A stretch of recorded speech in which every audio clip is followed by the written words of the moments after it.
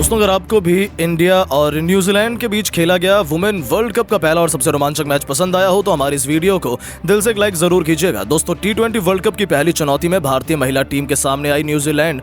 तब गेंद और बल्ले के बीच हुआ अंतिम गेंद तक ऐसा घमासान देखने वालों की दिलों की धड़कनें भी आसमान छू रही थी।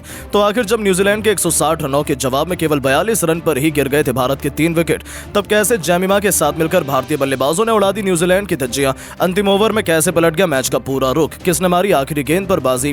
दिल दहला देने वाले इस रोमांचक महामुकाबले की पूरी हाईलाइट तो हम आपको दिखाएंगे, लेकिन उससे पहले यदि आप भी चाहते हैं टीम इंडिया इस बार टी20 वर्ल्ड कप की चैंपियन बने तो हमारी इस वीडियो को दिल से एक लाइक और चैनल को सब्सक्राइब करना बिल्कुल न भूलें।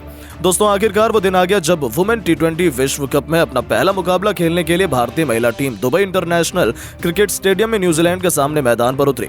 इस मुकाबले में न्यूजीलैंड की टीम ने टॉस जीतकर पहले बल्लेबाजी करने का फैसला किया और भारतीय टीम को गेंदबाजी करने के लिए आमंत्रित किया। न्यूजीलैंड की तरफ से ओपनिंग की शुरुआत करने मैदान पर जॉर्जिया प्लिमर के साथ सूजी बैट्स आई। वहीं भारत की तरफ से पहला ओवर लेकर आई पूजा वस्त्रकर, लेकिन पहली गेंद पर बैट्स ने शानदार चौका लगाकर टीम का खाता खोला। इसके बाद तो उन्होंने टीम इंडिया पर काउंटर अटैक कर दिया था।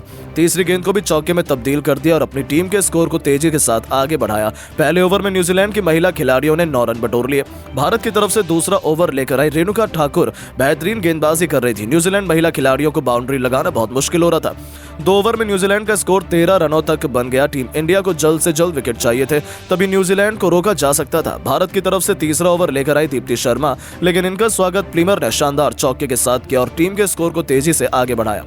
न्यूजीलैंड का स्कोर तेजी से आगे बढ़ रहा था। दोनों खिलाड़ी मैदान पर सेट हो चुके थे। भारतीय कप्तान हरमनप्रीत कौर को लगातार विकेट की तलाश थी, लेकिन प्लिमर ने दीप्ति शर्मा के ओवर की अंतिम गेंद पर शानदार छक्का जड़कर अपनी टीम को 3 ओवर में 29 रनों तक पहुंचा दिया। भारतीय गेंदबाजों की इतनी बेदर्दी से पिटाई हुई तो पहले कभी नहीं देखी गई थी। भारत की तरफ से चौथा ओवर लेकर आई एक बार फिर रेणुका ठाकुर, लेकिन इनका भी स्वागत प्लिमर ने शानदार चौका लगाकर किया और न्यूजीलैंड का स्कोर तेजी से आगे बढ़ रहा था। उन्हें देखकर तो ऐसा लग रहा था कि आज उनके सिर पर खून सवार है। टीम इंडिया का हर एक प्लान पूरी तरह से फ्लॉप साबित हुआ था। 4 ओवर में 35 रन तक न्यूजीलैंड का स्कोर पहुंच चुका था। भारतीय टीम को विकेट निकालना बेहद जरूरी हो चुका था, लेकिन दोनों खिलाड़ी अपनी टीम के लिए तेजी से रन बटोर रही थी। भारतीय गेंदबाजों की कुटाई कर रही थी और अपनी टीम के स्कोर को पावर प्ले के 6 ओवर में 55 रनों तक इन दोनों बल्लेबाजों ने मिलकर पहुंचा दिया। साथ ही साथ एक दमदार ओपनिंग पार्टनरशिप को भी अंजाम दिया था, जो टीम इंडिया के जबड़े से मैच छीनने वाली थी। भारतीय क्रिकेट टीम पूरी तरह से बैकफुट में जा चुकी थी। न्यूजीलैंड की टीम मैच में पूरी तरह से हावी नजर आ रही थी। इसी दरमियान न्यूजीलैंड को 1-2 मौके भी मिले। भारतीय महिला खिलाड़ियों की फील्डिंग तो बेहद खराब थी। भारतीय फैंस उदास और मायूस थे, लेकिन तभी भारत की तरफ से 8वां ओवर करने आई अरुंधति ने ओवर की चौथी गेंद पर सूजी बैट्स को पवेलियन का रास्ता दिखा दिया और भारतीय टीम को 67 रनों के स्कोर पर पहली सफलता दिला दी। तब जाकर भारतीय फैंस ने राहत की सांस ली, लेकिन अब मैदान पर एमिलिया कैर आ चुकी थी। हालांकि तभी भारत की तरफ से 9वां ओवर लेकर आई आशा शोभना ने ओवर की पहली गेंद पर जॉर्जिया प्लेमर को स्मृति मंधाना के हाथों कैच आउट करवाकर पवेलियन का रास्ता दिखा दिया और भारतीय टीम को दूसरी सफलता 67 रनों के स्कोर पर बैक टू बैक मिल गई। अब टीम इंडिया पूरी तरीके से मैच में पकड़ बनाने के लिए तैयार थी। न्यूजीलैंड दबाव में थी। ऐसे में मैदान पर सोफिया डिवाइन आ चुकी थी। अब मैदान पर दोनों बल्लेबाज आ चुके थे। यहाँ मौका था भारतीय टीम के पास पूरी तरीके से न्यूजीलैंड को ऑल आउट करने का, लेकिन ये दोनों खिलाड़ी सूझबूझ भरी बल्लेबाजी से टीम के स्कोर को धीरे धीरे आगे बढ़ा रही थी। 10 ओवर में इन दोनों ने मिलकर अपनी टीम को 72 रनों तक पहुंचा दिया। एमिलिया कैर और सोफिया डिवाइन मैदान पर अपनी टीम के लिए तेजी से रन बना रही थी। विकेट की तलाश में 12वां ओवर फेंकने के लिए हरमनप्रीत कौर ने गेंद श्रेयांका पाटिल को थमाई, लेकिन उसका भी कुछ खास फायदा नहीं हो पाया था। इन दोनों के बीच भी एक मजबूत पार्टनरशिप पनपने लगी थी। तभी 13वां ओवर लेकर आई आशा शोभना को आड़े हाथों लेते हुए डिवाइन ने एक के बाद एक 2 खतरनाक चौके जड़कर टीम इंडिया की खुशियों को मातम में बदल कर रख दिया था। अचानक से भारतीय टीम पर पूरी तरीके से दबाव आ चुका था, क्योंकि जिस तरीके की बैटिंग हो रही थी ऐसा लग रहा था कि आसानी से किवी टीम 170 रन बना देगी और इतना बड़ा स्कोर टीम इंडिया के लिए हासिल कर पाना इतना आसान तो बिल्कुल भी नहीं रहेगा। 14 ओवर में न्यूजीलैंड ने 98 रन को 2 विकेट के नुकसान पर बना लिए थे, लेकिन तभी 15वां ओवर लेकर आए रेणुका सिंह ठाकुर ने एमिलिया कैर को पवेलियन भेजकर टीम इंडिया की राहत की सांस दिलाई, जहां एमिलिया केवल 13 रन बनाकर पवेलियन लौट गईं। हालांकि उनके आउट होते ही मैदान में आई सोफी डिवाइन ने लगातार 2 गेंद पर 2 चौकों से अपना खाता खोला और 15 ओवर में न्यूजीलैंड को 109 रनों तक पहुंचा दिया। आते ही उन्होंने तो सीधा अपने बल्ले से आग उगलनी शुरू कर दी और भारतीय गेंदबाजों को ऐसा धोया कि 17 ओवर में न्यूजीलैंड ने 123 रन बनाए तो 18वें ओवर में हैलिडे और डिवाइन दोनों ने मिलकर एक के बाद एक 3 चौके जड़ दिए। हालांकि 19वें ओवर में रेणुका ने इस बार हैलिडे का भी शिकार किया, जो 12 गेंद पर 16 रन बनाकर पवेलियन लौट गए।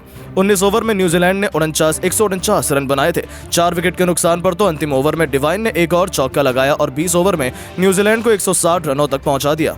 जहां सोफी डिवाइन ने कप्तानी पारी खेलते हुए 36 गेंद पर 57 रन बनाकर नाबाद रही। अब भारतीय टीम के सामने इस लक्ष्य का पीछा करने की मुश्किल चुनौती थी। ऐसे में टीम इंडिया को विस्फोटक शुरुआत दिलाने स्मृति मंधाना के साथ शेफाली वर्मा की खतरनाक जोड़ी मैदान में आई थी और पारी की पहली गेंद पर जस कैर का स्वागत स्मृति मंधाना ने स्क्वायर लेग को चीरते हुए चौके से कर अपने तेवर न्यूजीलैंड को दिखा दिए थे।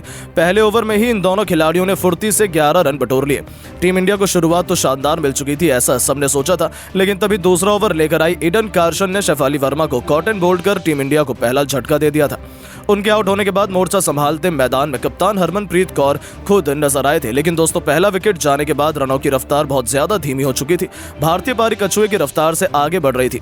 पूरी तरीके से न्यूजीलैंड ने मैच में शिकंजा कस लिया था, क्योंकि 4 ओवर में मुश्किल से टीम इंडिया 21 रन बना पाई थी। दोस्तों तभी बढ़ते दबाव के बीच स्मृति मंधाना ने छक्का लगाने का ट्राई किया, लेकिन वो बाउंड्री पर फील्डर के हाथों कैच आउट हो गई। केवल 28 रनों पर टीम इंडिया के दोनों पवेलियन जा चुके थे। स्मृति मंधाना केवल 12 रन बना पाई। ऐसे में अब हरमन के साथ जेमिमा रॉड्रिग्स पर टीम इंडिया की बिगड़ती पारी को संभालने की बड़ी जिम्मेदारी थी। आते ही जेमिमा ने चौके से अपना खाता खोला था। 5 ओवर में टीम इंडिया ने 34 रन बना लिए थे, लेकिन दोस्तों टीम इंडिया की कमर तो उस समय टूट गई जब पावर प्ले के आखिरी ओवर में हरमनप्रीत कौर भी एलबीडब्ल्यू होकर अपनी टीम को मझदार में छोड़कर पवेलियन लौट गए। मुश्किल से 42 रन पर भारत के टॉप 3 बल्लेबाज ढेर हो चुके थे, जहां हरमनप्रीत भी केवल 15 रन बना पाई। अब मैदान पर ऋचा घोष और जेमिमा भारतीय पारी की नैया पार लगाने की बड़ी जिम्मेदारी उन पर आ चुकी थी। 6 ओवर में टीम इंडिया ने 43 रन बनाए थे। अभी भी भारत को जीत के लिए 14 ओवर में 118 रन चाहिए थे। सबको लगा था कि भारत हार जाएगी, लेकिन पूरी दुनिया तो टीम इंडिया का पलटवार देख हक्का बक्का रह गई। भारतीय बल्लेबाजों ने ऐसी तबाही मचाई कि मैच को अंतिम ओवर में पहुंचा दिया और फिर जो हुआ वो इतिहास के पन्नों में हमेशा हमेशा के लिए अमर हो चुका है। लेकिन दोस्तों अब आपको क्या लगता है कि टीम इंडिया इस बार पुरुषों की तरह T20 वर्ल्ड कप जीत पाएगी या फिर नहीं? अपनी कीमती राय नीचे कमेंट करके जरूर बताएं और ऐसी शानदार खबरों के लिए चैनल को सब्सक्राइब जरूर करें। धन्यवाद।